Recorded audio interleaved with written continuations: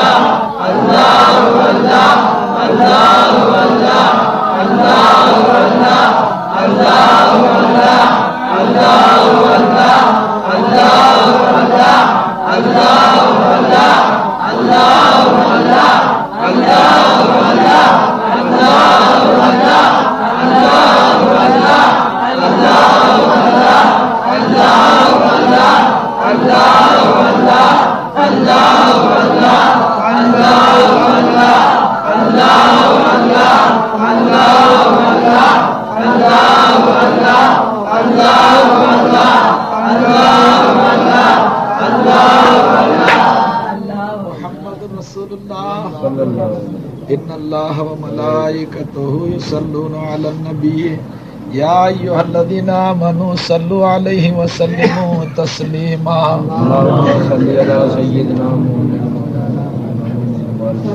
எல்லாரும் எந்திரிச்சு சலாம் வைத்து ஓதி நாயகத்துக்கு அனுப்பிட்டு துஆ வலிக்கும்.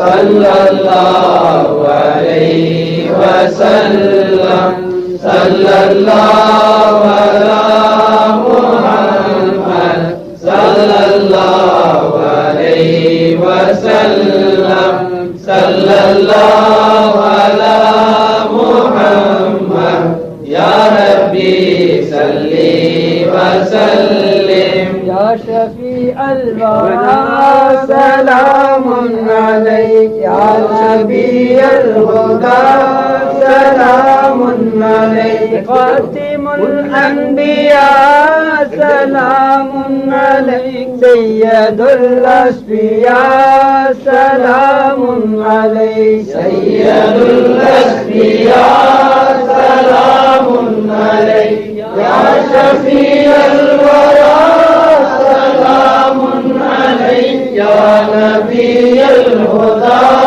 सलामुन अलैक अहमदुन लैसा मिस्लुका अहदुन मरहबा मरहबा सलामुन अलैक मरहबा मरहबा सलामुन अलैक या शफीअल वरा सलामुन अलैक या नबीअल हुदा सलामुन अलैक वाजिबुन हुब्बुका अलल मखलूक या हबीबल उला सलामुन अलैक या हबीबल उला सलामुन अलैक या शफीअल वरा सलामुन अलैक या नबीअल हुदा सलामुन अलैक कुशिफत मिनका ज़ुल्मत ज़ुलमा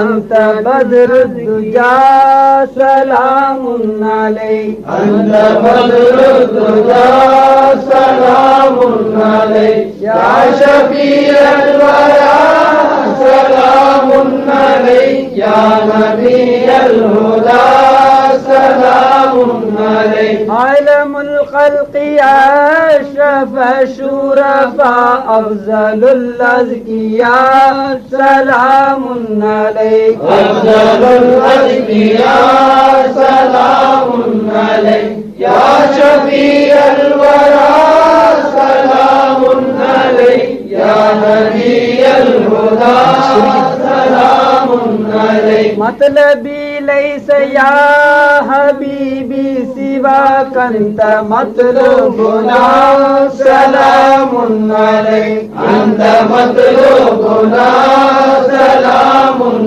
अलैक या शफीअल वरा सलामुन अलैक या नबीअल हुदा सलामुन अलैक सय्यदी या हबीबी मौलाई लक रूही फिदा सलामुन अलैक लक रूही फिदा सलामुन अलैक या शफीअल वरा सलामुन अलैक या नबीअल हुदा सलामुन अलैक هذا قول غلامك عشقي منه يا مصطفى سلام عليك منه يا مصطفى سلام عليك يا شفيع الورى سلام عليك يا نبي الهدى